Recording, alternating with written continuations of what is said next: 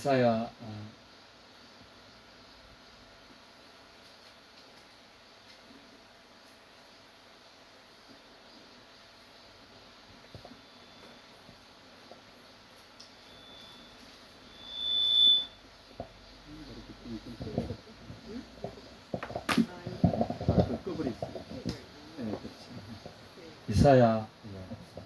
8장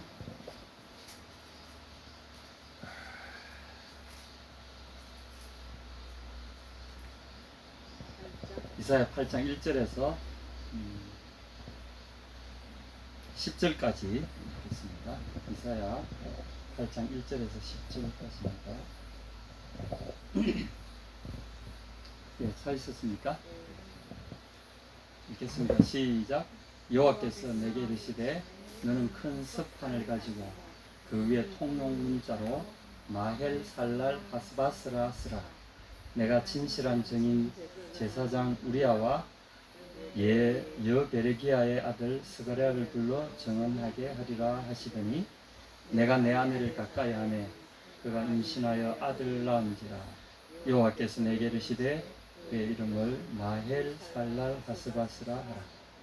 이는 이 아이가 내 아빠 음마라 들을 줄 알기 전에 다메섹의 제물과 사마리아의 노랑물이 아수르 왕 앞에 옮겨질 것이니라 하시니라. 여호와께서 다시 내게 말씀하여 이르시되 이 백성이 천천히 흐르는 실로암 물을 버리고 르신과 르말리아의 아들을 기뻐하느니라. 그러므로 주 내가 흉용하고 창이란 큰 하수 곧 아수르 왕과 그의 모든 위력으로 그들을 뒤덮을 것이라. 그 모든 골짜기에 차고 모든 언덕에 넘쳐 흘러 유다에 들어와서 가득하여 목에까지 미치리라. 임마누엘이여 그가 펴는 날개가 내 땅에 가득하리라 하셨느니라. 너희 민족들아 함성을 질러 보아라. 그러나 끝내 패망하리라. 너희 먼 나라 백성들아 들을지니라. 너희 허리를 도니라. 그러나 끝내 패망하리라. 너희 허리를 띠를 끼라. 그러나 끝내 패망하리라. 너희는 함께 계획하라. 그러나 끝내 이루지 못하리라. 말을 해보아라. 끝내 시행되지 못하리라. 이는 하나님 우리와 함께 계십니다. 아멘. 오늘 말씀의 주제요 또 핵심은 임마누엘이라는 이 독특한 단어입니다. 8장 8절에 보면 임마누엘이여 그가 펴는 날개가 내 땅에 가득하리라 하셨습니다. 사실은 이 8장의 이 번역은 굉장히 좀 어색한 번역입니다. 여러분 혹시 한영 성경 가지신 분 있으면 한영 성경을 보면 그 끝부분에 이렇게 되어 있습니다. 8장 8절은 And swept on into Judah, swirling over it, passing through it, and reaching up to the neck. Its outspread wings will cover the breadth of your land. 임마누엘. 임마누엘이라는 단어를 뒤에 이렇게 외칩니다. 그 임마누엘은 너희 그의 날개가 뭐 이렇게 하리라. 임마누엘이 무슨 이 주인공처럼 이스라엘을 침공하는 이 아시리아의 왕을 지칭하는 듯한 이런 번역은 상당히 잘못된 번역이고요. 실제로 본문의 그하고도 맞지도 않습니다. 그래서 이 번역이 그래서 이제 임마누엘이라는 이 단어를 이사야서에서만 구약에는 이사야서만 이렇게 언급이 됩니다. 이사야 사실은 3번이나 나옵니다. 근데 우리 한글 성경에는 2번 나옵니다. 실제로는 원문에는 3번 나와 있는데 왜냐하면 그게 이제 번역할 때 하나는 뜻대로 번역했고 2개는 그냥 명사로 임마누엘 이렇게 번역을 했어요. 첫 번째 임마누엘이 나오는 그 구절은 이사야 7장 14절에 나옵니다. 7장 14 제가 읽어보드리겠습니다. 그러므로 주께서 친히 징조를 너희에게 주실 것이요 보라 처녀가 잉태하여 아들을 낳을 것이요 그의 이름을 임마누엘이라 하리라. 이건 이제 우리는 똑 떼가지고 이걸 달달달 외우고 막 이러잖아요. 달달 떼가지고 이게 이제 물론 마태복음에서도 마태복음 1장에서도 이게 예수님의 탄생을 예언하는 그 말씀으로 인용을 하고 있습니다. 그런 영향이 있어서 그런지 구약에서 요 구절만 똑 떼가지고 이렇게 번역을 합니다. 그리고 사실은 이 7장과 8장을 우리가 같이 읽어야 돼요. 이 이사야 7장 8장이 연결된 구절이라서 계속 같이 읽습니다. 원래는 6장 7장 8장 9장 쭉 읽어가면서 이 문장의 흐름을 이해하게 되면 이 임마누엘이라는 말이 어떤 맥락에서 이렇게 쓰여졌는지를 알 수가 있고요. 그래서 이 임마누엘이라는 말은 우리가 그 왜 복선이라는 그 단어를 쓰잖아요. 복선이라 하면 이제 항상 보면 뒤에 나타날 어떤 결론을 미리 암시하는 암호 같은 단어를 이렇게 그게 연극이나 시나리오의 그 핵심 그 장치로 많이 쓰지 않습니까? 근데 여기도 좀 비슷해요.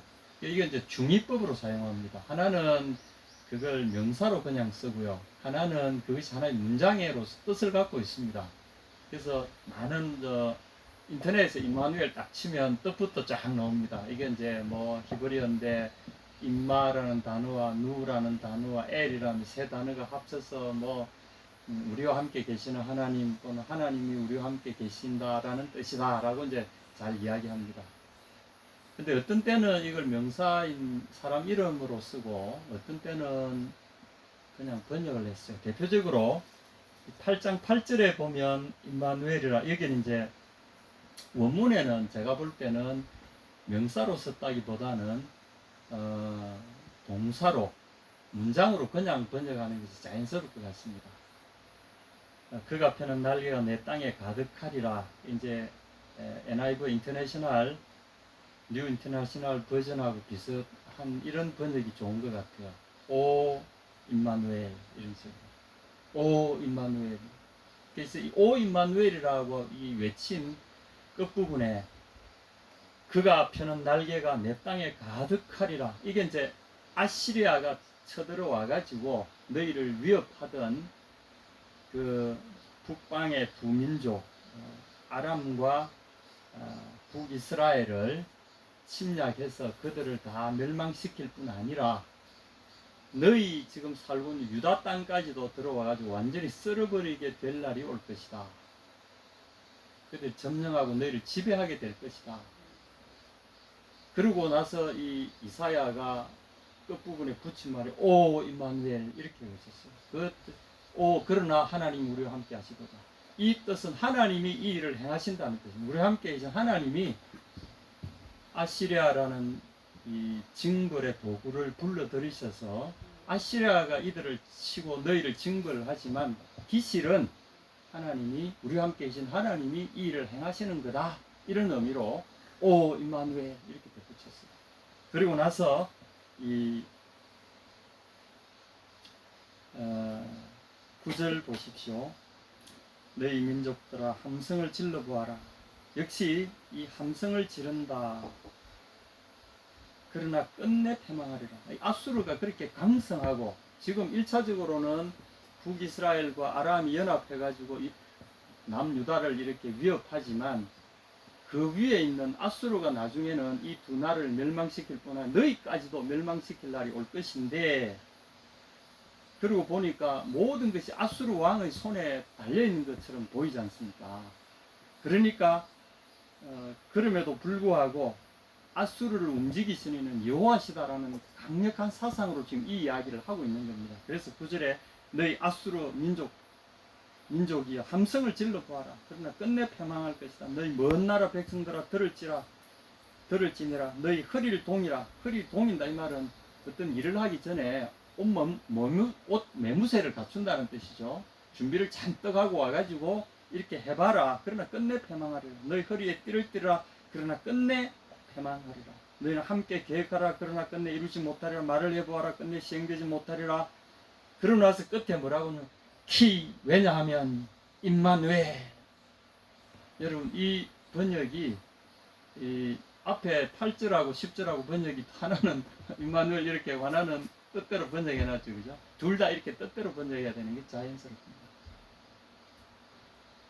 왜냐하면 그들이 아무리 이렇게 온갖 준비를 하고 힘으로 이렇게 짓밟으려고 계획하고 침공하고 온갖 자기 뜻대로 다 한다 할지라도 이루지 못할 것이고 결국은 자기들이 남을 패망시키려 왔던 자기들이 패망당하게 될 것이다. 왜냐하면 임마누엘, 하나님이 우리와 함께 계시기 때문에 그렇다는 거죠. 제가 오늘 본문으로 너무 먼저 푹 들어왔는데 다시 서문으로 가겠습니다. 오늘 시작하는 이 8장 1절 말씀을 갑자기 불쑥 드러내니까 여러분 이해가 좀 안 되죠, 그죠? 지금 이 상황이 7장으로부터 가면 조금 이해가 됩니다. 7장 1절을 잠깐 보시겠습니다. 우시아의 손자 요담의 아들인 유다의 아하스 왕 때에 아람의 르신 왕과 르말리아의 아들 이스라엘의 베가 왕이 올라와서 예루살렘을 쳐서는 능히 이기지 못함이라. 어떤 사람이 다윗의 집에 알려 이르되, 이 다윗의 집이라고 말하니 남쪽 유다 왕가를 일으켜서 다윗의 집 이렇게 부릅니다. 이제 이스라엘이 남유다와 북이스라엘로 나눠졌잖아요. 북이스라엘로 갈려간 그 집안은 솔로몬 때 배반을 해가지고 다윗의 직접적인 통치로부터 벗어나서 이스라엘 북부 지방을 거기에 10부족을 다시 모아가지고 자기들끼리 독립을 해버렸어요. 11부족도 아니죠. 유다 민족만 남쪽에 남겨놓고 11부족은 그냥 북쪽으로 가가지고 야 솔로몬 니나 잘해 우리는 따로 가겠어 하고는 독립했던 것이 이제 북쪽 왕국을 세운 계기가 됩니다. 근데 그때로부터 남쪽 유다 왕국과 북쪽 이스라엘은 같은 민족인데도 이제 싸우게 된 거죠. 그런데 북쪽 이스라엘은 그것도 모자라 가지고 그 바로 자기 위쪽에 사는 아람이라는 나라와 함께 또 연합해 가지고 남쪽 유다를 이제 침공하기에 이르렀던 거죠. 그렇게 되니까 어떤 사람이 다윗의 집에 알려 이르되 아람이 에브라임은 이제 북이스라엘의 다른 말입니다. 북이스라엘의 11지파 중에 제일 큰 지파가 에브라임 지파거든요. 그래서 유다 지파와 맞서는 이 대표격인 북이스라엘의 에브라임과 아람이 에브라임과 동맹하였다 하였으므로 왕의 마음과 그의 백성의 마음이 숲이 바람이 흔들린 같이 흔들렸더라. 이제 두려운 거죠, 사실은. 우리도 사실은 북한이 옛날 소련과 중국과 연합해가지고 우리를 쳐내려올 때 얼마나 두려웠습니까? 방어할 그것도 없고. 그래서 막 낙동강 전선까지 사흘 만에 쫙 밀려 내려왔잖아요. 그리고 결국은 하나님의 그 기적적인 돌보심으로 그때 이 사람들이 이 호남으로 이렇게 삥 돌아오지 않고 자기네 그 북한 육사단이 그냥 직진해가 쫙 왔더라면 바로 그 창원 마산을 거쳐가지고 부산을 넘어 공격했으면 끝장났어요. 그런데 희한하게 북한의 육사단이 쭉 와가지고 호남 쪽에서 거기서 이제 막 인민재판하고 막 일어나라고 시간을 한참 소비를 해버렸어. 그 사이에 유엔군이 이 한국군을 추스려가지고 낙동강 방어선을 붙이고 있을 때 시간을 충분히 주고 나서 나중에 들어오니까 이제 방어할 시간이 있었던 거죠. 하나님이 도우셨어요. 이와 같은 우리나라도 사실 이런 상황이 충분히 전개됐던 이런 상황입니다. 그래서 이 남유다는 어떤 군사적으로나 이게 상당히 좀 취약했던 상황이고, 그래서 이스라엘로서는 굉장히 호기를 잡았던 거죠. 이번 기회에 통일시키자 하고 내려왔는데, 그러니까 남쪽 사람들 마음이 어떻겠어요? 사시나무 흔들리듯이 바람에 숲이 흔들리듯이 그렇게 흔들렸다. 그 이후에 이 상황을 보게 되면 이 유다 왕인 아하스라는 이 왕이 어떤 짓을 했냐면 열왕기하 16장에 보면 그 자세한 상황이 다 나옵니다. 아하스가 아수르 왕 디글랏 빌라셀에게 사자를 보내. 그보다 더 북쪽에 있던 아수르라고 하는 그때 이제 막 그 신흥 강자, 중동의 신흥 강자가 아수르라는 나라가 이제 일어나기 시작했어요. 그게 이제 북쪽 이스라엘과 아람 그 위쪽에 있던 이 아수르라고 하는 세계사에도 등장하는 나라입니다. 이 나라 왕 디글랏 빌레셀에게 사자를 보내오리되 나는 왕의 신복이요 왕의 아들이라. 이제 아람 왕과 이스라엘 왕이 나를 치니 청컨대 내려와서 나를 그 손에서 구원하소서. 그러니까 이제 하나님을 의뢰하지 않고, 사실은 이 아하스 왕은 이스라엘이 제일 그 자랑으로 여기던 게 뭐냐, 하나님의 성전이 예루살렘에 있고 그 예루살렘을 중심으로 이스라엘이 떠나간 그 자리에 유다 족속이 다윗의 그 왕국의 적자로 거기에 있었거든요. 그래서 하나님의 전이 있음에도 불구하고 이들은 하나님을 의뢰하지 않고 어떻게 했어요? 군사 강국, 세상적인 수단을 강구하기 시작한 거죠. 그래서 북쪽에 사람을 보내가지고 그 배후에 있던 아시리아에게 온통 조공을 다 보내가지고 그 우리하고 당신 사이에 끼어있는 두 나라를 좀 쳐주세요, 이렇게 한 거죠. 여호와의 전과 왕궁 곳간에 있는 은금을 취하여 아수르 왕에게 예물로 보내었더니 아수르 왕이 그 청을 듣고 곧 올라와서 다메섹을 쳐서 취하고, 다메섹은 이제 아람의 수도죠. 그 백성을 사로잡아 길로 옮겨 또 르신을 죽였더라. 아람 왕을 죽여버렸죠. 아하스 왕이 아수르 왕 디글랏 빌레셀을 만나러 다메섹에 갔다가 거기 있는 단을 보고 드디어 그 구조와 제도의 식양을 그려 제사장 우리아에게 보내었더니 아하스 왕이 다메섹에 돌아오기 전에 제사장 우리아가 아하스 왕이 다메섹에서 보낸 모든 것대로 단을 만든지라.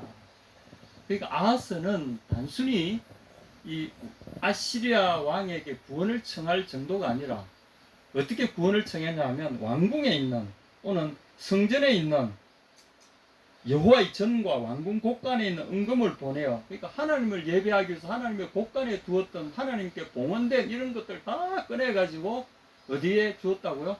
아수르 왕에게 다 바쳤어요. 이것은 하나님께 대한 예배를 취소하고 아수르 왕을 경배하겠다는 거, 세상 권력을 경배하겠다는 뜻이잖아요.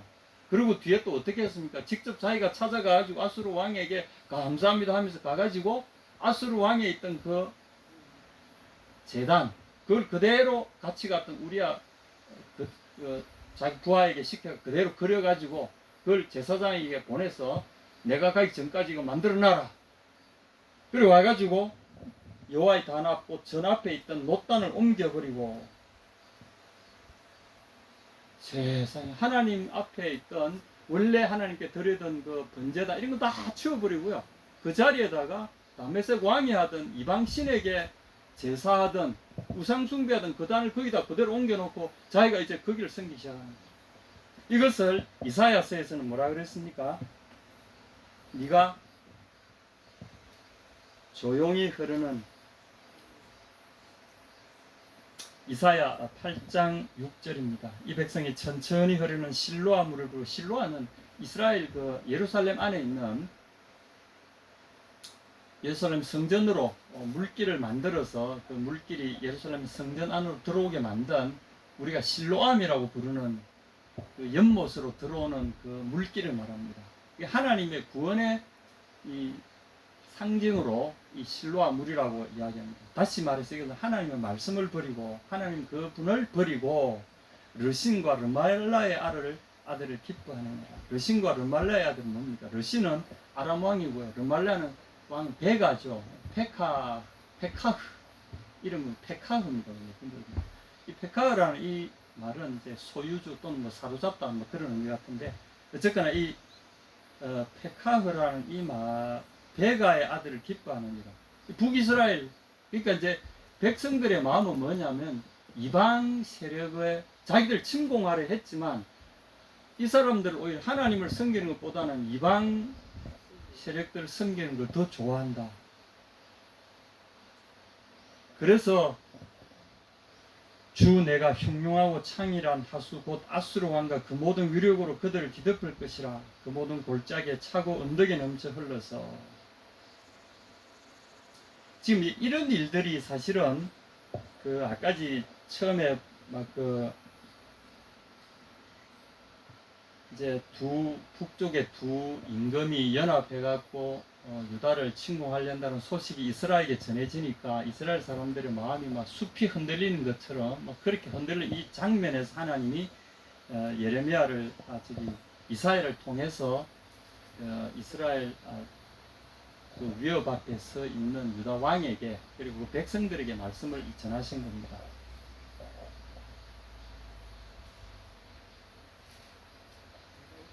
하나님 입장에서 보면 얼마나 기가 막히겠습니까? 그들이 가질 것 다 가지고 있고 하나님의 예언자도 있고 이 위대한 이사야 예언자가 이 당시에 그들 곁에 있었다니까요. 세상에 하나님의 말씀을 가르쳐주는 이사야 예언자가 그들 곁에 있었다니까요.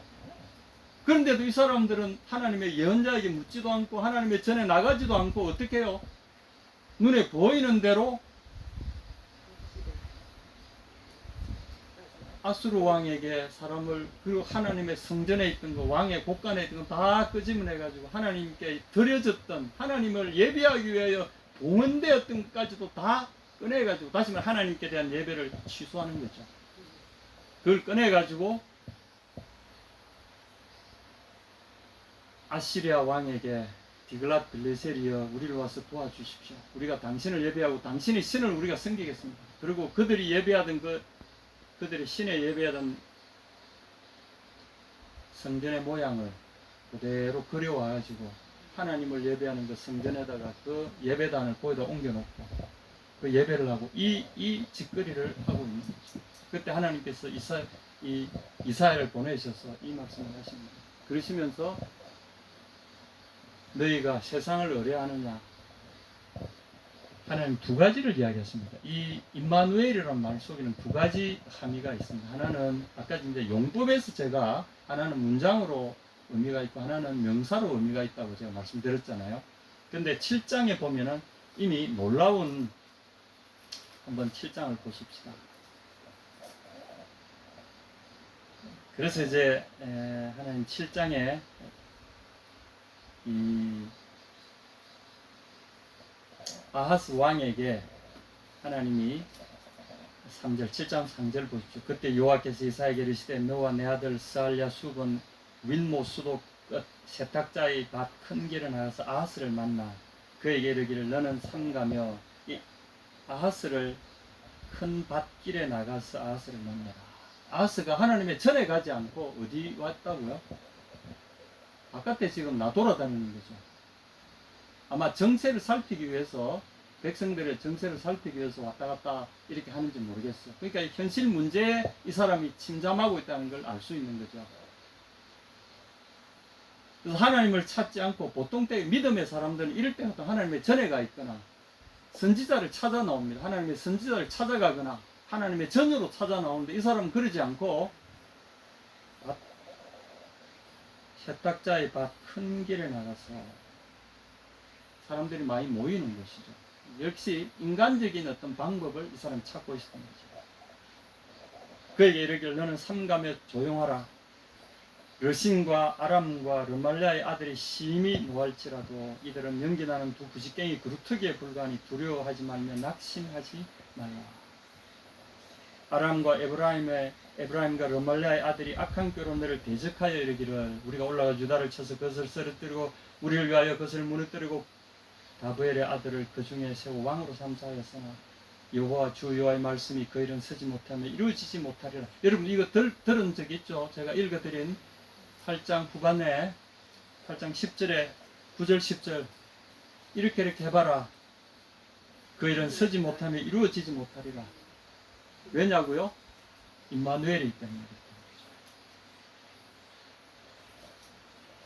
대저 아람의 머리는 다메섹이요 다메섹의 머리는 르신이며 65년 내에 에브라임이 패망하여 다시는 나를 이루지 못할 것이며 에브라임의 머리는 사마리아요 사마리아의 머리는 르말레 아들이라. 배가죠. 만일 너희가 굳게 믿지 아니하면 너희는 굳게 서지 못하리라. 굳게 믿지 아니하면 굳게 서지 못하리라. 누구를요? 여호와.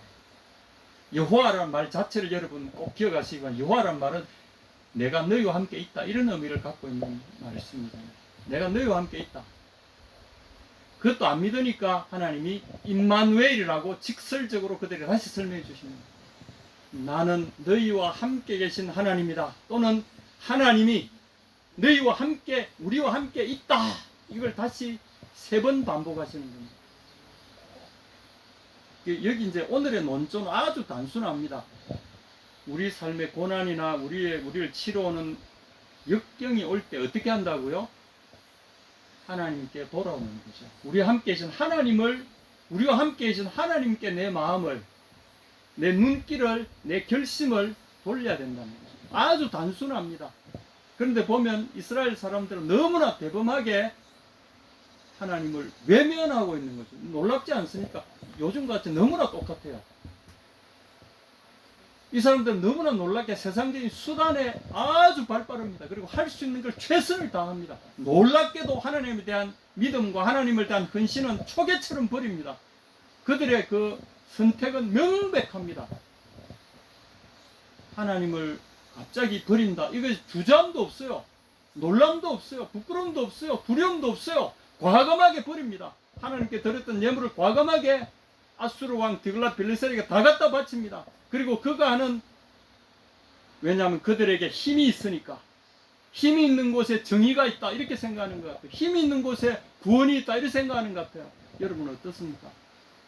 우리가 지금 살다 보면, 지금도 보면 많은 사람들이 힘 있는 곳에 자기를 다, 영혼을 다 갖다 붙이잖아요. 나라가 왜 이렇게 어지럽습니까? 세상이 왜 이렇게 어지럽습니까? 보면 하나님을 의뢰하지 않고요, 힘 있는 곳에 모든 것을 갖다 바칩니다. 그래서 사탄이 내게 절하라. 그러면 이 세상 모든 영광을 너에게 다 주겠다. 이것은 내게 주어진 것이므로 내게 절하는 자에게, 내가 원하는 자에게 모든 걸 줄 수 있다. 사탄은 그렇게 이야기합니다. 그리고 세상 영광과 권세를 다 보여가면서 사람들에게 유혹합니다. 나를 섬겨라. 하나님을 섬기기를 멈추고 나를 섬겨라. 그러면 여러분, 그 베브라는 음악가가 마탄의 사수, 마탄의 포수라는 그 유명한 가곡 있지 않습니까? 마탄의 포수. 그래서 마탄, 마귀의 탄환, 이런 뜻이요. 마귀가 이 사수에게 속삭이지 않습니까? 영혼을 나에게 주라. 그럼 너를 백발백중의 사수로 만들겠다. 뭐 그런 약속 아닌 것입니다. 내가 원하는 걸 다 갖게 해주겠다. 원하는 대로 빵 쏘면 다 내 것이 되게 해주겠다는, 그 자기 영혼을 그 마귀에게 팔아먹죠. 그리고 자기는 모든 걸 가질 수 있는 권한을 획득하게 되는 건데, 세상 사람들이 이렇게 맞교환하기를 좋아해요. 여러분 어떻습니까? 우리 삶의 모든 삶의 실패의 원인은요 바로 이겁니다. 하나님은 우리에게 계속해서 귀가 쟁쟁 울리도록 임마누엘, 임마누엘, 임마누엘 이걸 기억하라고 하시는 거예요. 우리 눈에 보이지 않습니까? 그러나 믿음으로 하나님 우리와 함께 계시다는 사실에 대해 주님은 우리의 귀가 쟁쟁 울리도록 계속해서 외치시는 겁니다. 너희가 할 수 있는 대로 다 해봐라. 이를 허리띠를 동이고 너희 할 수 있는 대로 계교를 내고 계획을 세우고 힘을 모으고 사람들을 불러 모으고 할 수 있는 대로 다 해봐라. 그러나 필경은 이루지 못하리라. 왜냐하면 임마누엘, 키 임마누엘, because of God is with us, because of Yehovah, 하나님 그분이 우리와 함께 계시기 때문에, 내가 너희와 함께 있다 하신 그분 때문에 세상적인 모든 시도들은 결국은 패망할 것이요 결국은 이루지 못하리라. 이것이 오늘 이 메시지의 핵심입니다. 여러분 여기 보면은 좀 이제 깊은 이야기들이 있습니다. 5분만 제가 더 말씀하겠습니다. 7장 14절 보십시오. 10절부터 보겠습니다. 여호와께 또 아하스에게 말씀하여 이르시되 너는 내 하나님 여호와께 한 징조를 구하되 깊은 데서든지 높은 데서든 구하라 하시니, 아하스가 이르되 나는 구하지 아니하겠나이다. 나는 여호와를 시험하지 아니하겠나이다.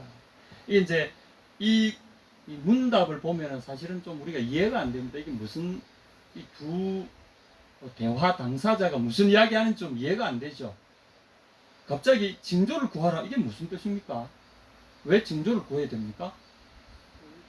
깊은 데서든지 높은 데서든 징조를 구하라, 이게 또 무슨 뜻이죠? 그런데 또 아하스라는 사람은 나는 구하지 아니하겠나, 나는 여호와를 시험하지 아니하겠나. 그럼 아하스라는 사람은 또 굉장히 경건한 사람처럼 보이잖아요. 잘 믿는 사람처럼 보이잖아요. 이 징조가 뭐냐 하면 사실은 진실됨의 증거. 그래서 여기 보면은 이스라엘 사람들은 항상 어떤 예언자가 예언을 하게 되면 그게 진짜인지 가짜인지 구하기 위해서 기적을 행하기를, 왜냐하면 사람이 행할 수 없는, 하나님이 너에게 이 일을 보이셨고 하나님 너에게 이 말씀을 하라고 주셨다면 너는 사람이 할 수 없는 다른 특별한 증거, 즉 하나님만이 보여주시는 증거가 있을 것인데 그걸 우리에게 보여봐라. 그걸 이제 우리가 이제 세메온이라고 부릅니다. 기적적인 어떤 징표, 이런 겁니다. 하나님이 너를 보내셨다, 하나님이 너를 통해서 말씀하시고 내게 이 일을 맡기셨다고 하는, 너를 보내셨다고 하는 징표가 될 만한 기적, 그런 것을 히브리 말로는 오트라고 합니다. 이 세메요온이라고 하는 이 그리스 말이 오트란 말 세메요온이라는 이제 그리스 말로 번역을 해서 우리에게 미라클 또는 미레큘러스 사인 기적적인 표징 그걸 우리는 이제 여기 징표라고 합니다. 징조. 하나님이 진실들에게 하나님이 말씀하셨다는 증거를 보이라, 찾으라, 구하라. 그럼 내가 그 증거를 보이라. 나에게 내가 말하고 있다는 것을 이사야를 통해서 내가 말하고 있다는 증거를 네가 구해라. 그럼 내가 보여줄게. 하는 그렇게 하도 안 믿으니까. 그래서 이 말씀의 의미는 너는 내 말을 우습게 여기는구나. 내 말을 말같이 여기지도 않는구나. 좋다. 내가 하나님께서 나를 통해 말씀하셨다는 걸 보여줄 테니 어떤 증거라도 좋다. 사람이 할 수 없는 불가능한 증거들. 여기 보면 깊은 데서든지 높은 데서 이 말은 극과 극이죠. 깊은 곳은 사람이 갈 수 없고요. 높은 곳은 사람이 올라갈 수 없어요. 사람이 할 수 없는 극단적인 상황에서 어떤 증거를 구해봐라. 그거 다 만들어 주겠다. 예를 들면 하늘에 가서 별을 따와라. 그럼 따오겠다는 거죠. 바다 밑에 가가지고 돌을 캐와라. 캐오겠다는 거죠. 그러면 그래서 하나님이 증거 보여줄 때 여러분 유명한 기도원이 하나님께서 주신 그 말씀이 약속이 진실인지 보여주십시오 할 때 어떻게 하나님 앞에 이 징조를 구했습니까? 양털 시험을 요구한 거죠. 양털을 바닥에 딱 놓고 오늘은 양털에게만 이슬이 있게 하옵소서. 주변에는 바짝 마르고 양털에 있게 하옵소서. 하나님 그대로 하셨어요.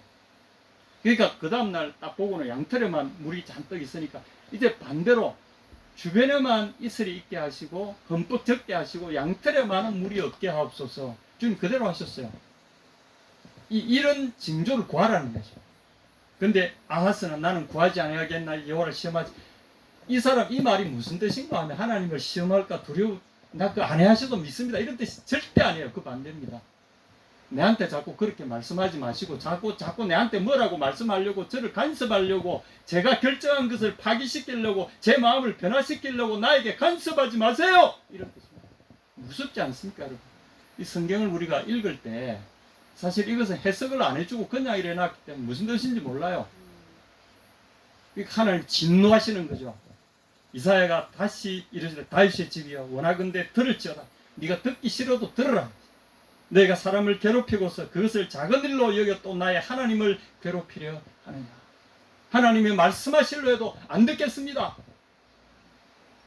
이 사람이 그렇게 나가니까 믿음의 사람들이 그 밑에 있는 사람들 얼마나 괴롭겠어요. 그 밑에 있는 제사장들로 하나님 앞 여호와만 섬기기로 결정하고 목숨을 건 믿음의 사람들이 이런 악한 왕을 모시고 있다니 얼마나 괴롭겠습니까? 네가 원치 않을지라도 내가 너에게 징조를 주리라. 14절 그러므로 주께서 친히 징조를 너에게 주실 것이라. 보라 처녀가 잉타하여 아들을 낳을 것이요 그의 이름을 임마누엘이라 하리라. 이것도 역시 처녀라고만 이제 이 처녀라고 번역된 이 말은 사실은 젊은 여성입니다. 가임기에 있는 젊은 여성, 결혼 정년기에 속한 젊은 여성입니다. 그러니까 아들을 낳기에 적당한 여성을 의미하는 말입니다. 이걸 이제 뒤에 번역할 때 이 알마 또는 알루마라고 번역 이 히브리 말이 이 여러 가지 문제가 많은데 그러나 좀 굳이 처녀라고 번역한 것은 좀 카톨릭적인 의미가 깊어요. 그래서 이 동정녀라는 그것을 이렇게 하기 위해서 그러나 마리아는 사실은 예수님을 낳을 때만 처녀였지 예수님 낳은 이후에는 아들을 4명, 딸을 2명 이상 낳은 동정녀가 아닙니다. 예수님 낳을 때만 동정녀지 평생 동정녀가 아니죠. 그러니까 이 성경을 어떻게 보면 이것도 좀 그런 카톨릭적인 논리에 좀 빠져있는 번역입니다. 처녀라고 합니다. 왜냐하면 그 뒤에 보면 똑같은 장면이 하나 나옵니다. 8장에 보면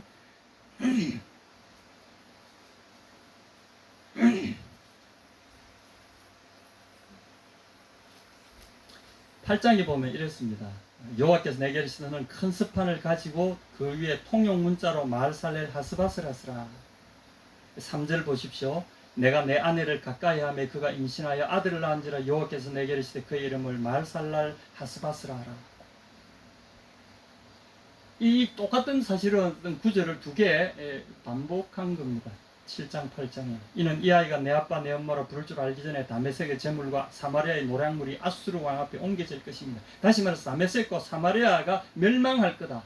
이 아수르 왕에 의해서. 근데 여기 보면은 이 아이가 내 아빠 내 엄마로 부를 줄 알기 전에, 보통 태어난 아이가 말을 배우려면 몇 살쯤 되면 말을 합니까? 1살이 되면 일어나 걷기 시작하죠. 2살이 되면 만 2살이 되면 어떻게 되죠? 그때부터 말을 엄마, 아빠 이렇게 부르기 시작합니다. 다시 말해서 이것은 앞에 있는 이웃과 똑같습니다. 15절을 보십시오. 7장 15절에 그가 악을 버리며 선을 택할 줄 알 때가 되면, 선과 악을 택할 때가 알 때입니다. 여기서 2~3살쯤 지나서 엄마, 아빠 말도 배우고요. 이제 엄마, 아빠도 얼굴도 익히고 이럴 때라는 뜻입니다. 그럴 때 여기 보면은 15절에 엉긴 젖과 꿀을 먹을 것이라 대저 이 아이가 악을 버리며 선을 택할 줄 알기 전에, 그러니까 이 아이가 엄마 아빠 이렇게 부르면서 조금 이렇게 뭔가 사방을 구분하기 시작하는 나이가 될 때, 다시 말해서 태어난 지 한 2~3년 내에 이런 뜻입니다. 내가 미워하는 두 왕의 땅이 황폐하게 되리라. 역시 8장에 보면 4절 이 아이가 내 아빠 엄마라 부를 줄 알기 전에 다메섹의 제물과 사마리아의 노략물 아수르 왕 앞에 옮겨질 것입니다. 역시 그들을 두렵게 하던 그 두 왕이 아수르 왕 앞에 패망할 것이라는 겁니다. 이 두 구절은 사실은 같은 겁니다. 그러면 이 7장 14절을 굳이 처녀가 잉태하여 아들을 낳을 것이요 그 이름을 임마누엘을 할 때, 물론 이 처녀가 그 자기 아들 이름을 임마누엘이라고 부른다는 거죠.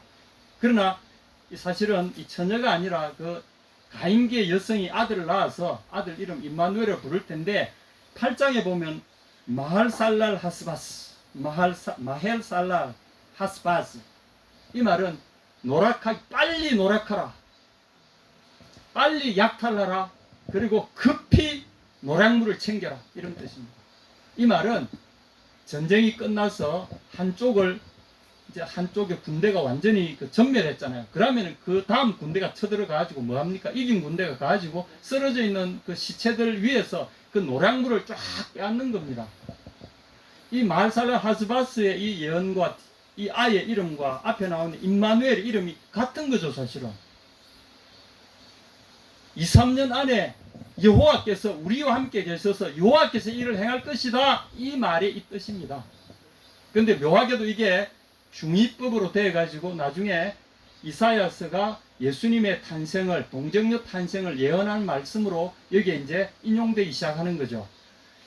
그 두 가지 형태가 동시에 나옵니다. 그러나 어떻게 됐든지 간에 중요한 것은 뭐냐면, 하나님 우리에게 이야기하시는 바는 임마누엘을 이야기하시는 겁니다. 이 모든 일은 한 아이가 태어났는데 그 이름 임마누엘, 이게 중요한 게 아니에요. 한 아이의 이름이 마할랄 하스바스가 돼, 이것도 중요한 게 아닙니다. 마할살랄 하스바스를 일으키신 분이 누구시냐? 그들을 황폐하게 하신 이가 누구시냐? 여호와 하나님, 우리와 함께 계신 그분이라는 거죠. 그래서 오늘 말씀의 핵심은 뭐냐면, 제가 이 이사야 7장 8장을 이렇게 쭉 보면서 많은 분들이 설교하는데 이 임마누엘 이것을 명사화 해가지고 이제 거기에 함몰되어 있는 걸 봤어요. 그러나 이사야서가 지금 전체적으로 이야기하고자 하는 바는 뭐냐면, 너희가 애써보아라, 너희가 아무리 그렇게 해봐라, 궁리해봐라, 몰려와봐라, 때를 지어와서 실제로 해봐라, 패망할 것이고 이루지 못할 것이고 결국은 망하게 될 것이다. 왜냐하면 오늘 우리가 들어야 될 말씀입니다. 왜냐하면 임마누엘이기 때문에. 하나님이 다스리시고 하나님이 주관하시고 하나님이 우리와 함께 계시기 때문에 그 하나님의 백성들은 결단코 멸망치 않는다는 거죠. 그래서 오늘 하나님 우리에게 주신 결론의 말씀을 여러분이 들으셔야 됩니다. 이사야 6장 말씀,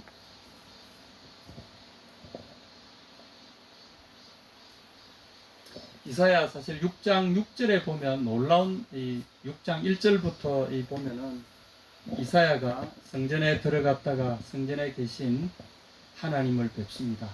거기에 놀랍게도 성전에 예배하러 들어갔더니 하나님의 보좌가 성전 높은 곳에 들려있는 보좌를 보게 되고요. 그리고 그 놀라운 보좌 위로 고개를 들어보는데 하나님의 그 무릎부터 내려친 그 하나님의 보좌에서 내려친 하나님의 무릎을 덮은 그 거룩한 옷자락이 성전 아래쪽으로 늘어서 가득히 커튼처럼 밑으로 쫙 퍼져 있고요. 그리고 하나님을 그 보좌를 둘러싸가지고 스라빔이라고 하는 번개처럼 빛나는 존재들, 이 스라비란 말이 번개처럼 빛나는 존재라는 뜻입니다. 그 스랍들이 날개, 6날개를 가지고 여러 복수의 스랍들이 하나님의 천사들이 빛처럼 왔다 갔다 하면서 하나님을 빙 둘러서서 그들이 하나님을 찬양하고 있는 모습을 보게 되고요. 거기서 하나님의 소명을 듣게 됩니다. 우리를 위하여 누구를 보낼 것인가? 그럴 때 내가 여기 있습니다. 나를 보내소서. 이럴 때 주님이 이사야에게 말씀을 주십니다. 가서 이 백성에 이르기를 너희가 듣기는 들어도 깨닫지 못할 것이요 보기는 보아도 알지 못하리라 하여 이 백성의 마음으로 둔하게 하며 그 귀가 막혀오느니 감기게 하라. 가로되 주여 어느 때까지입니까? 대답하시되 성읍들은 황폐하여 거민이 없으며 가옥들에는 사람이 없고 이 토지가 전폐하게 되며 사람들이 여호와께 멀리 옮기워서 이 땅 가운데 피한 곳이 많을 때까지입니다. 이 말은 이사야의 사역 전반적인 내용을 이야기합니다. 가서 멸망에 처한 북이스라엘 남유다를 거쳐서 계속 예언합니다만 그들이 말 듣지 않습니다. 결국은 오늘 읽었던 이 이사야 7장 8장은 북이스라엘이 멸망 직전에 한 말씀이죠. 결국은 아수르에서 북이스라엘이 멸망하게 됩니다. 그리고 나중에 그 이후에 좀 더 있다가 653년입니까? 결국은 남유다도 신흥 강국 바벨론에서 또 멸망됩니다. 결국은 이렇게 될 때까지 이사야가 계속 외치게 되는 거죠. 그러니 자기 말을 아무리 외쳐도 결국 안 들어요. 계속 안 듣고 멸망할 때까지 이사야는 자기 말을 듣지도 않는 그 백성을 계속 외쳐야 되는 이런 고난의 운명에 처하게 된 거죠. 자기 말 좀 들어주면 좋을 텐데, 자기 말 하면은 회개하고 사람들이 돌아가고 하나님께 회복되면 좋을 텐데 절대 그러지 않았어요. 반대로만 가서 청개구리 민족이 이런 청개구리 민족이 없습니다. 그런데 주님이 말씀하십니다. 13절 그 중에 10분의 1이 오히려 남아있을지라도 이것도 삼키운 바 될 것이나 10분의 1은 하나님께 드린 바 된 믿음의 사람들 10분의 1은 11조를 상징하죠. 10분의 1이 남았을지라도 하나님께서 보호하시는 특별한 10분의 1이 남았을지 이것도 오히려 싹 다 멸절될 것이라는 거죠. 와, 어쩌면 좋습니까? 남아있는 마지막 신앙의 보루들도 다 무너지고 없다는 거죠. 그러나 여러분 오늘 이 핵심 멤버가 바로 임마누엘이라고 하신 말씀, 여기에 그 그루터기는 남아있는 것 같이 밤나무, 상수리나무가 배임을 당하여도 이 두 나무는 굉장히 단단한 나무들입니다. 이 나무들이 무너지지 않을 것 같은 나무들, 이스라엘과 예루살렘 북쪽의 사마리아 예루살렘과 예루살렘의 유다 왕국을 상징하는 두 나무라고 봐도 과언이 아닌 밤나무, 상수리나무 같이 이렇게 견고하게 보이던 이 왕국이 배임을 당해서 흔적도 없이 사라질지라도 거룩한 씨가, 그 그루터기가 남아있음 같이 거룩한 씨가 이 땅의 그루터기입니다. 그래서 이 그루터기 속에 하나님이 이제 씨를 뿌려 넣으십니다. 생명을 불어넣으시면서 임마누엘. 여러분 우리의 삶이 무너지다가 마지막에 요거는 안 됩니다. 주님은 그까지 다 무너지고 난 다음에 하나님 뭐 하신다고요? 비로소 거기에 우리 삶의 그루터기 속에 뭐가 있다고요? 임마누엘, 한 아들을 우리에게 주신 바 되었는데, 그래서 9장 10장 쭉 보면은 거기에 새로운 소망이 나옵니다. 이는 한 아기가 우리에게 낳고 한 아들을 우리에게 주신 바 되었으니 그 어깨는 정사를 맺고 그 이름은 기묘자라 못사라 전능하신 하나님이라 영존하시는 아버지라 평강의 왕이라 할 것입니다. 이 아들이, 그래서 이 이사야 7장 14절과 함께 우리의 짝을 이루어서 임마누엘이라고 하신 그분이 우리에게 오셔서 그루터기처럼 우리의 삶을 불러일으키십니다. 우리의 삶이 싹 다 무너지고 소망의 흔적조차 사라질지라도 우리와 함께 계신 그분이 우리에게 오셔서 어떻게 하신다고요? 우리에게 새로운 싹을 일으키신다는 거죠. 그래서 그분이 결국은 이루시고 그분이 통치하시고 그분이 완성시키십니다. 그래서 여러분 오늘 이사야 7장 8장에 나오는 아들을 낳을 것이니 그 이름을 임마누엘이라고 부를 것이다. 그리고 8장 8절에 너희 대적이 와서 너희의 모든 소유들을 싸그리 밀어버리고 파괴할 것이다. 오 임마누엘. 그리고 10절에 보면 너희가 마음껏 해봐라 패망하리라. 마음껏 모여서 도모해보아라 이루지 못하리라. 왜냐하면 임마누엘. 여러분 이것이 우리의 소망입니다. 그래서 여러분 하나님을 기대하십시오. 이 부르짖었던 죽을 때까지 자기의 말이 한 번도 수용되지 못했던 이 절망적인 선지자가 외친 이 말이요, 여러분 임마누엘입니다. 하나님이 이 연자의 마음속에서 함께 울부짖으시며 이 선지자를 통해서 우리에게 주신 메시지가 임마누엘입니다. 임마누엘 기억하시기 바랍니다. 주님의 이름으로 축복합니다. 아멘.